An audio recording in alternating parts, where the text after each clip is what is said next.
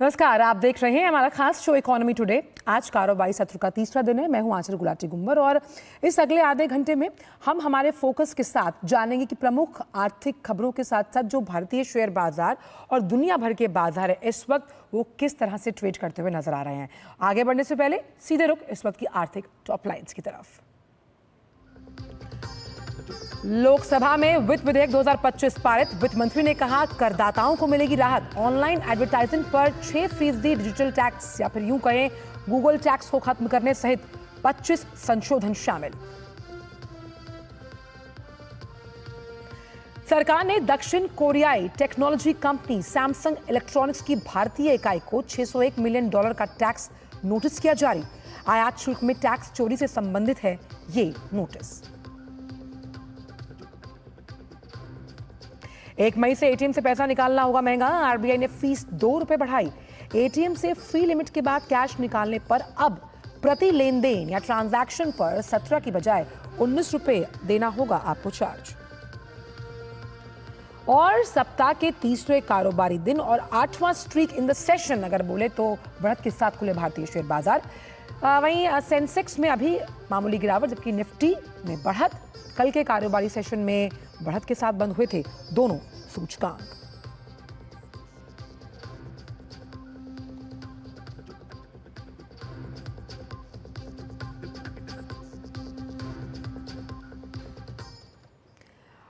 तो आइए सबसे पहले शुरुआत करते हैं कि गिफ्ट निफ्टी के शुरुआती क्यूज किस तरफ इशारा कर रहे थे। गिफ्ट निफ्टी की जो शुरुआत है वो सपाट दायरे के साथ 35 अंकों की गिरावट यहां देखी जा रही है। 23,720 का लेवल है। वहीं सेंसेक्स के ओपनिंग काउंटर पर भी एक बार नजर डालते हैं। सेंसेक्स भले ही अपने मनोवैज्ञानिक स्तर 77,970 पर, लेकिन 46 अंकों का दबाव यहां देखा जा रहा है। वहीं लगातार जो विदेशी निवेशक हैं यानी एफआईआईज वो खरीदारी करते हुए नजर आ रहे हैं। और कैश मार्केट में अगर बात की जाए तो 5,400 करोड़ से ज़्यादा की खरीदारी एफआईआईज द्वारा की गई। एक रुख देखते हैं कि इस वक्त निफ्टी का स्तर क्या है। कल तो हरे निशान में बंद हुए थे बाजार। निफ्टी भी 23,659 का लेवल और इस एक अंक की बढ़त को हम बहुत ही सपाट कारोबार होता हुआ मानते हैं। कल की अगर बात की जाए तो कंज्यूमर इंडेक्स जो रहा अमेरिकी बाजारों का, वहाँ पर कंज्यूमर कॉन्फिडेंस 4 साल के निचले स्तर पर है, जो कि अमेरिकी ट्रंप प्रशासन के लिए अच्छी खबर नहीं है। शायद बाजार इस वक्त तमाम जो है वो कॉशियसली ट्रेड करते हुए नजर आ रहे हैं। मेटल्स में तेजी है और फार्मा के साथ साथ आईटी सेक्टर भी इस वक्त बढ़त के साथ काम करता हुआ नजर आ रहा है। Asian Paints, NTPC, Maruti, Zomato इस वक्त लूजर्स चार्ट पर। वहीं IndusInd bank, power grid, Bharti Airtel, एमएनएम चार्ट पर लीड बनाते हुए दिखाई दे रहे हैं।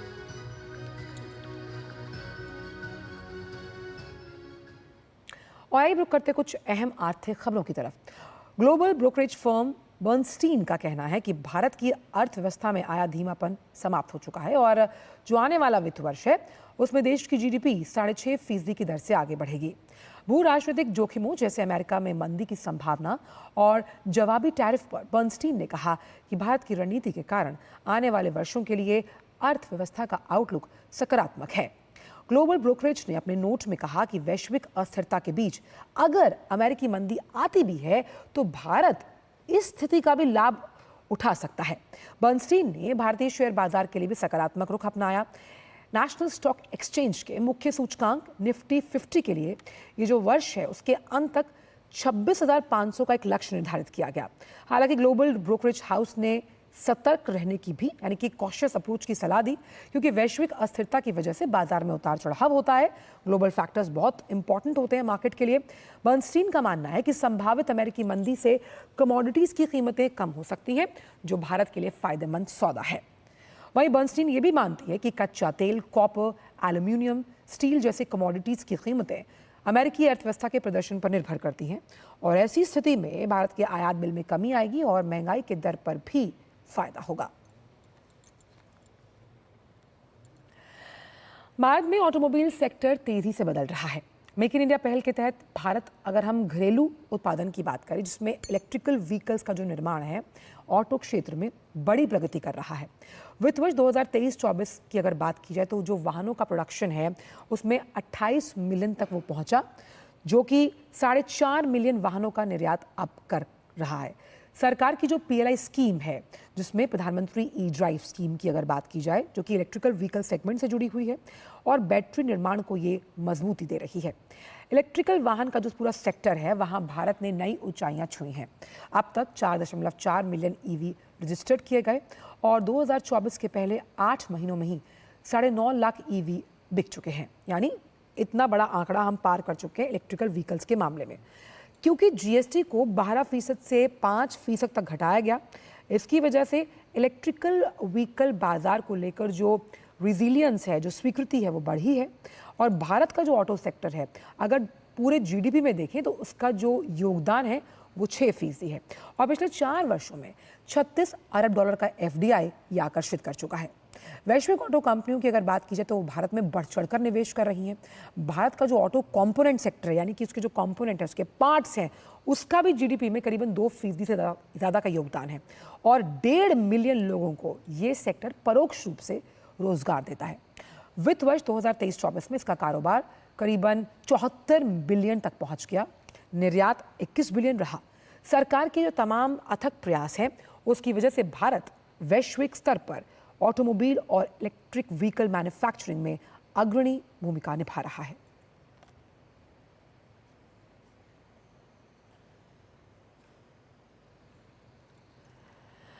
नई दिल्ली में सड़क परिवहन और राजमार्ग मंत्री नितिन गडकरी ने ऑटो इवेंट में हिस्सा लिया। इस दौरान केंद्रीय मंत्री ने आने वाले समय में इलेक्ट्रिक वाहनों के बारे में बहुत विस्तार से चर्चा की। उन्होंने बताया कि इलेक्ट्रिक वाहन आज के समय की जरूरत है और भारतीय कंपनियां क्वालिटी सेंट्रिक गाड़ियां बना रही हैं। कि जितनी कार आज मार्केट में आई है जी, उसकी रेंज 450 किलोमीटर तक है और जो स्कूटर बड़े कंपनी की है इलेक्ट्रिक, वो 120 किलोमीटर है।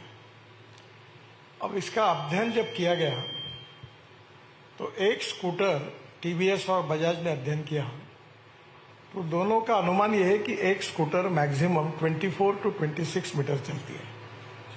तो स्कूटर जो है 26 to 24 किलोमीटर, तो रोज रात को घर आने के बाद चार्ज करेंगे तो वो चार्ज हो जाती है।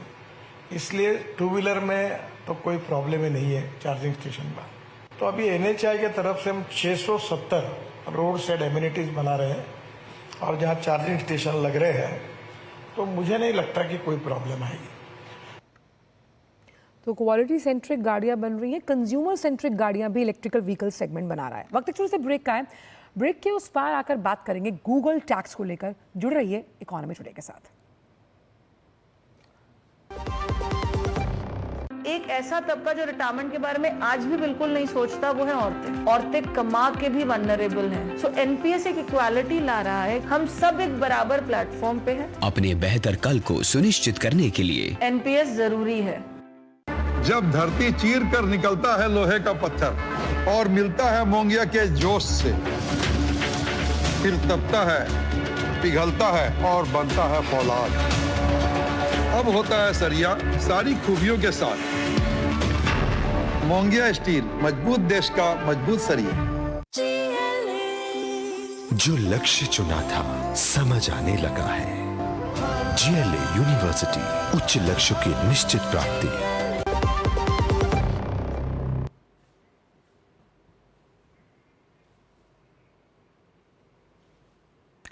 ब्रेक के बाद मेरा स्वागत। और आइए बात करते हैं इकोनॉमी टुडे में आज के फोकस से जुड़ी हुई।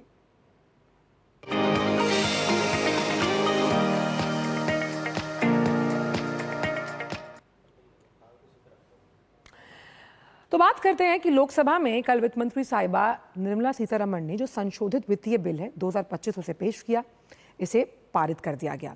अब इन संशोधनों में जो ऑनलाइन एडवर्टीजमेंट आप देखते हैं, उस पे 6% का जो डिजिटल टैक्स, जिसे हम गूगल टैक्स बोलते हैं, जिसे हम आगे समझाएंगे भी, उसे खत्म कर दिया गया, जिनमें 25 संशोधन शामिल हैं। अब ये टैक्स मुख्य रूप से क्या करता था? इसका काम था गूगल, मेटा और अमेजॉन जैसी जो अमेरिकी टेक कंपनियां हैं, टेक यानी टेक्नोलॉजी से जुड़ी कंपनियां, ये उन पर लगाया जाता था। और इसके साथ लोकसभा से इस बिल की प्रक्रिया अब पूरी हुई। अब इसे उच्च सदन यानी राज्यसभा में पेश किया जाएगा।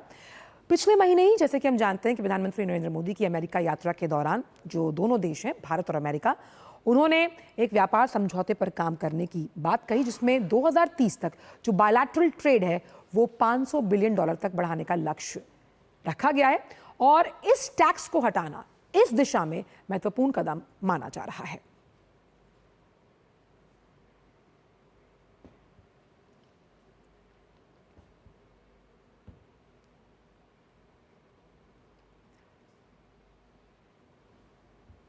तो बहुत आसान भाषा में हम आपको समझाएंगे कि आखिरकार ये गूगल टैक्स होता क्या है और इसे हटाने का जो प्रस्ताव कल किया गया आखिर उसके मायने क्या हैं, ये कब लगाएगा, इसे समझने की कोशिश करते हैं। तो सबसे पहले क्या होता है गूगल टैक्स?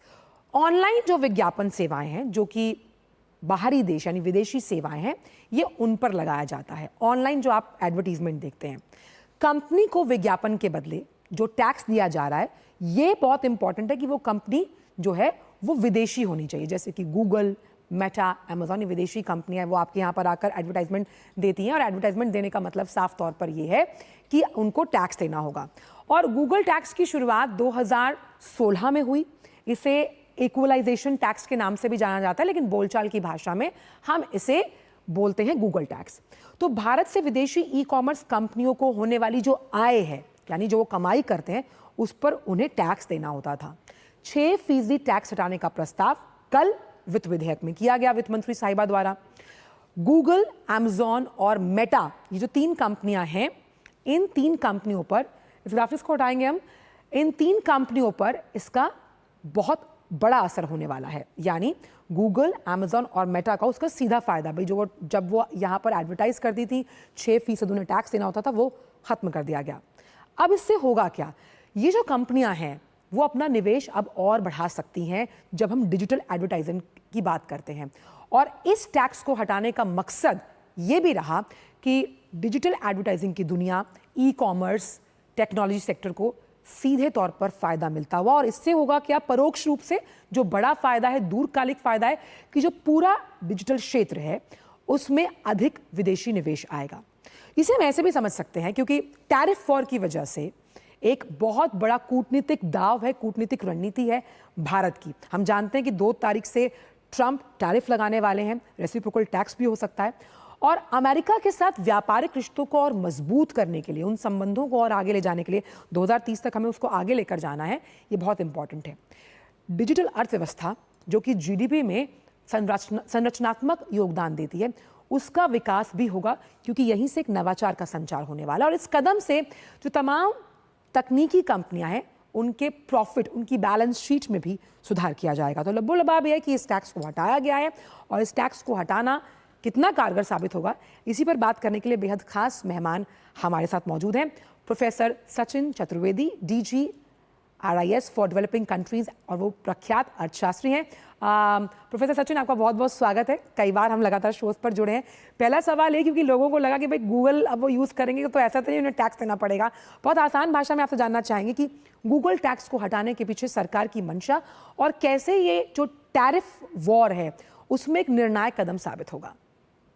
देखिए आंचल जी, 2016 में जैसा आपने अपनी रिपोर्ट में कहा, जब हमने टैक्स लगाया तो भारत ही नहीं विश्व की अधिकतर अर्थव्यवस्थाएं, ऑस्ट्रेलिया भी है उसमें, कई ऐसे देश जहां पे टेक्नोलॉजी की ऐसी मोनोपोली कभी देखी नहीं गई थी, वहां टैक्स इवेजन का एक बड़ा तंत्र हमारे सामने निकल करके आया।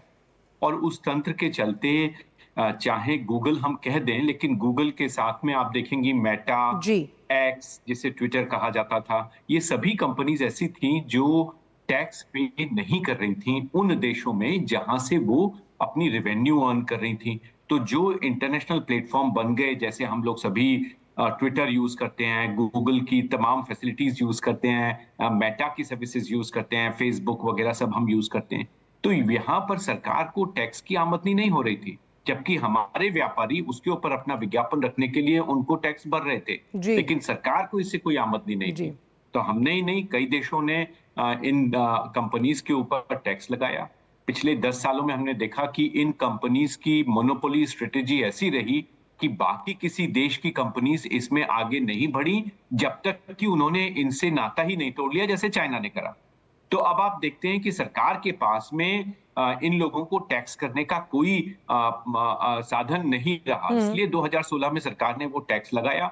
इतना ही नहीं, 2020 में हमने एक कदम आगे बढ़ करके उनसे संबंधित या उनके प्लेटफॉर्म पे जो ई कॉमर्स हो रहा था उस पे भी 2% टैक्स लगाया। बिल्कुल, जी, जी। तो सरकार की ये मंशा थी कि अगर आप भारत के व्यापारियों से पैसा अर्न कर रहे हैं, भारत के प्लेटफॉर्म से, भारत के कंज्यूमर से पैसा अगर अर्न कर रहे हैं, तो आपकी जिम्मेवारी है कि आप लोकल टैक्स को जमा करें। लेकिन इन कंपनीज ने ऐसा नहीं किया।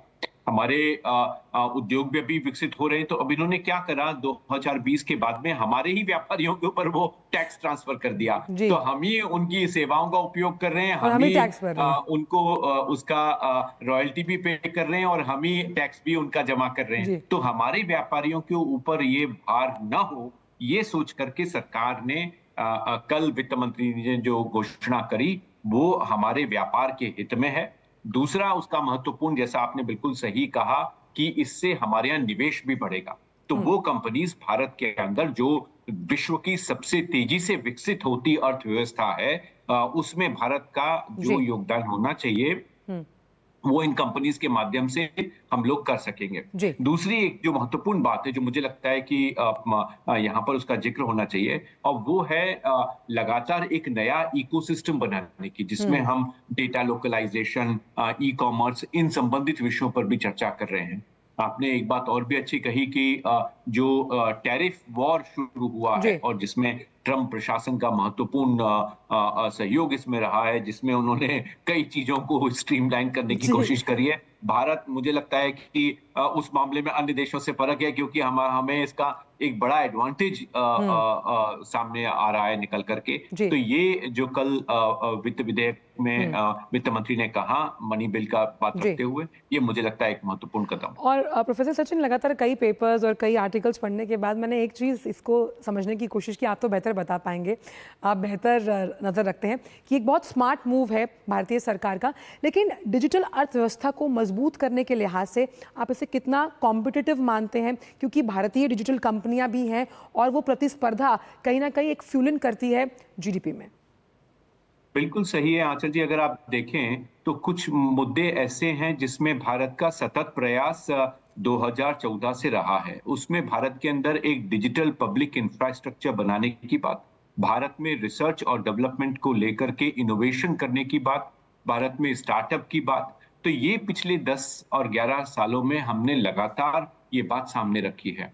कई देशों में, कई कॉम्पिटिटिव सिचुएशंस में हमारी कंपनीज को सामने आने में समय लगेगा। ऐसे में जो एस्टेब्लिश्ड एक्टर्स हैं उनको देश से अलग करना ये भारत के हित में नहीं है। सरकार ने यही सोच करके इन लोगों के इन्वेस्टमेंट को आमंत्रित किया है। हमारी कंपनीज तैयार हों, वो इस क्षेत्र में आगे बढ़ें। इसके लिए हम लोग गिफ्ट सिटी बना करके, इसके लिए हम लोग डिजिटल पब्लिक इंफ्रास्ट्रक्चर को G20 के माध्यम से मजबूत करने के सोच से, और साथ ही हमारी अपनी डिजिटल कंपनीज खड़ी हों और वो मार्केट में आए, इसके लिए रिजर्व बैंक और सभी वो रेगुलेटरी एजेंसीज जो हमारे अपने डिजिटल प्लेटफॉर्म्स को आगे बढ़ा रहे हैं, उन लोगों का सहयोग बहुत आवश्यक है। जी। हम लोगों ने आर्टिफिशियल इंटेलिजेंस के क्षेत्र में IIT मद्रास के माध्यम से जो एंट्री करी है वो भी एक महत्वपूर्ण है। तो ये मुझे लगता है कि इकोसिस्टम धीरे धीरे बिल्ड हो रहा है।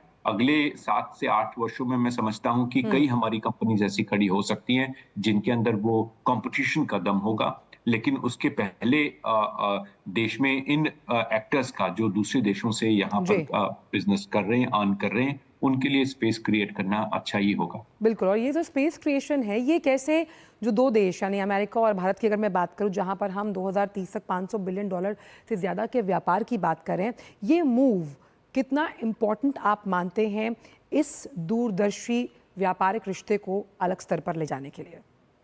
देखिए, प्रधानमंत्री ने जिस फुर्ती के साथ अमेरिका की यात्रा करी, यही दूरदर्शिता है, यही व्यापार की दूरदर्शिता है। ये सिर्फ राजनीतिक दूरदर्शिता ही संभव थी जिसके कारण हम आर्थिक क्षेत्र में अमेरिका के साथ वो संबंध बना पाए जो ट्रंप 1.0 में और जो ट्रंप 2.0 में हमें साफ दिख रहा है। तो ये एक महत्वपूर्ण कड़ी है जिसमें हम ये देख पा रहे हैं कि जहां दूसरे देशों को कई दिक्कतें हो रही हैं। आपने यूरोपियन कमीशन की उन तमाम खबरों को देखा होगा, कनाडा को देखा होगा, मैक्सिको है, चाइना है, कई जगह कई तरह की दिक्कतें खड़ी हो रही हैं। लेकिन ये राजनीतिक दूरदृष्टि है कि हमने समन्वय के साथ इन कठिनाइयों का सामना किया और अब हम लोगों ने उसी को चुनौती को एक बहुत ही स्वर्णिम अवसर में बदलने का प्रयास किया है। खैर, ये तो भारत शुरू से करता है कि आपदा को कैसे अवसर में बदला जाए।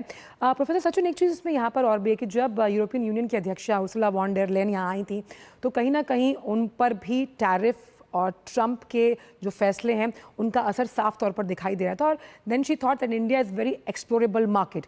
क्या लगता है कि इस फैसले से जो पूरा डिजिटल तंत्र है, तमाम अन्य देशों के लिए जो यहाँ निवेश करना चाहते हैं, उनके लिए एक लेवल प्लेइंग फील्ड?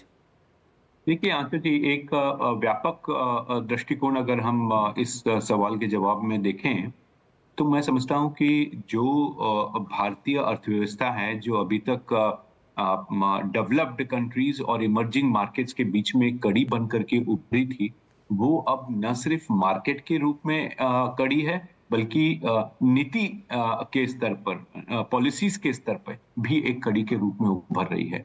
हम जो सोशलिस्ट इकोनॉमीज हैं, जो कैपिटलिस्ट इकोनॉमीज हैं, उनके बीच का भी एक महत्वपूर्ण अंग है और ये अंग G20 के माध्यम से और उन तमाम हमारे प्रयासों के माध्यम से बना है, जिसमें हम इस बात की कोशिश कर रहे हैं कि जो एक्सट्रीम इकोनॉमी पोजीशंस हैं, चाहे वो EU की हो, चाहे चाइना की हो, कनाडा की हो, उनके बीच में भी हम समन्वय का काम कर रहे हैं। तो भारतीय अर्थव्यवस्था एक महत्वपूर्ण वैश्विक अर्थव्यवस्था के रूप में न सिर्फ गति के रूप में उभर रही है बल्कि एक लिंक इकोनॉमी के रूप में भी उभर रही है। तो इसलिए उर्सुला का यहाँ पर ये स्टेटमेंट कि हम भारत के साथ में FTA को द्रुत गति देना चाहते हैं। आपने देखा सिंगापुर के भी राष्ट्रपति आए थे, उन्होंने भी वही बात रखी। पीछे हम लोगों ने न्यूजीलैंड के प्रधानमंत्री के साथ बातचीत में भी उसको आगे बढ़ाया। ऑलरेडी हम लोग UAE के साथ में अपना FTA कर चुके हैं, ऑस्ट्रेलिया के साथ कर चुके हैं। तो ये जो एक गति भारत के अर्थव्यवस्था में आप देख रही हैं, फ्री ट्रेड एग्रीमेंट्स के बारे में, भारत के ओपन सोच के बारे में देख रही हैं, इसका एक बड़ा कारण यही है कि हमने आर्थिक विकास में मध्यम वर्गीय मार्ग को महत्ता दी है। जी, बहुत बहुत शुक्रिया प्रोफेसर सचिन, आप इस शो पर आए। हमेशा की तरह आपसे बात करके एक बहुत ही ऊर्जावान अनुभव होता है और आपने गूगल टैक्स को हमारे दर्शकों को इस मंच के माध्यम से बहुत ही आसान भाषा में समझाया। बहुत बहुत शुक्रिया अपने इन विचारों को इस मंच के साथ साझा करने के लिए। तो चर्चा यहाँ यही कि गूगल टैक्स एक बहुत इम्पॉर्टेंट फैक्टर रहा है, ख़ास तौर पर जब हम डिजिटल तंत्र को आगे बढ़ाने की बात करते हैं, डिजिटल टेक्नोलॉजी को आगे ले जाने की बात करते हैं, डिजिटल अर्थव्यवस्था को एक नई गति, एक नया इकोसिस्टम देने की बात करते हैं। और वक्त हो चला है कि हम आपसे विदा लें, लेकिन जाने से पहले आपको छोड़ जाते हैं कारोबार जगत की कुछ अहम खबरों के साथ। अंदाज रहेगा फटाफट। आगे आप देख सकते हैं न्यूज़ एट 10 मेरी सहयोगी शैला निगार के साथ। दीजिए इजाजत, नमस्कार। प्रधानमंत्री उज्ज्वला योजना के तहत गरीब परिवारों द्वारा रिफिल कराए गए LPG सिलेंडरों की संख्या बीते 5 वर्षों में हुई दुगनी। सरकार के मुताबिक प्रधानमंत्री उज्ज्वला योजना के तहत लाभार्थी परिवारों की LPG खपत बढ़कर 4.5 सिलेंडर प्रति वर्ष हुई है। साथ ही 1 मार्च 2025 तक देश भर में 10 करोड़ से ज्यादा प्रधानमंत्री उज्ज्वला योजना कनेक्शन दिए जा चुके हैं। भारत का दुग्ध उत्पादन पिछले 10 वर्षों में 63% से ज्यादा बढ़कर 239 मिलियन टन हो गया। वहीं देश में प्रति व्यक्ति दूध की उपलब्धता पिछले 1 दशक में 48% बढ़ी है। वर्ष 2023-24 के दौरान देश में दूध की खपत 471 ग्राम प्रतिदिन से ज्यादा है, जबकि विश्व में प्रति व्यक्ति इसकी उपलब्धता 322 ग्राम व्यक्ति प्रतिदिन है। देश भर के EPFO के करोड़ों सदस्यों के लिए अच्छी खबर। जून से PF का पैसा ATM और UPI से निकाल पाएंगे। श्रम और रोजगार मंत्रालय के मुताबिक इसके तहत EPFO मेंबर 1 लाख रुपए तक निकाल पाएंगे और राशि को बैंक खाते में ट्रांसफर किया जाएगा। सैमसंग इलेक्ट्रॉनिक्स के CEO हॉन जोंग ही का 63 साल की उम्र में हुआ निधन। अस्पताल में इलाज के दौरान हृदय गति रुकने से हुई मौत। जोंग सैमसंग के कंज्यूमर इलेक्ट्रॉनिक्स और मोबाइल डिवाइस डिवीजन के प्रमुख थे। 1 मई से ATM से पैसा निकालना होगा महंगा। NPCI के ATM फीस बढ़ाने के प्रस्ताव को RBI ने किया मंजूर, जिसके चलते होम बैंक नेटवर्क के बाहर अगर ATM से कोई विड्रॉवल किया जाता है या बैलेंस चेक होता है तो इसके लिए आपको चुकानी होगी कीमत। भारत सरकार ने दक्षिण कोरियाई टेक्नोलॉजी कंपनी सैमसंग इलेक्ट्रॉनिक्स की भारतीय इकाई को $601 मिलियन यानी 5,150 करोड़ रुपए का कर नोटिस किया जारी। सरकार के आदेश के मुताबिक सैमसंग और उसके अधिकारियों ने टेलीकॉम इक्विपमेंट्स के इंपोर्ट पर टैरिफ से बचने के लिए गलत तरीकों का किया था इस्तेमाल। डिजिटल वीजा प्लेटफॉर्म एटलस के डेटा के मुताबिक इस साल की गर्मियों की छुट्टियों के लिए वीजा आवेदनों में 2024 की इसी अवधि की तुलना में 68% की वृद्धि। एटलस के मुताबिक 2025 के लिए शेंगेन देश, संयुक्त राज्य अमेरिका और संयुक्त अरब अमीरात के साथ साथ शुरुआती बुकिंग के कारण शीर्ष विकल्प के तौर पर उभर रहे हैं। वैश्विक रियल एस्टेट सेवा फर्म JLL के एक रिपोर्ट के मुताबिक भारत 2024 में होटल ट्रांजैक्शन लगभग 3,000 करोड़ के पार पहुंचने की उम्मीद है। रिपोर्ट के मुताबिक होटल ट्रांजैक्शन के तहत टियर 2 और टियर 3 शहरों में 50% लेन देन हुए। भारतीय घरेलू सॉफ्टवेयर मार्केट में आने वाले समय में तेज वृद्धि देखने को मिल सकती है। एक रिपोर्ट के मुताबिक 2035 तक ये 5 गुना बढ़कर $100 अरब के पार पहुंच सकती है।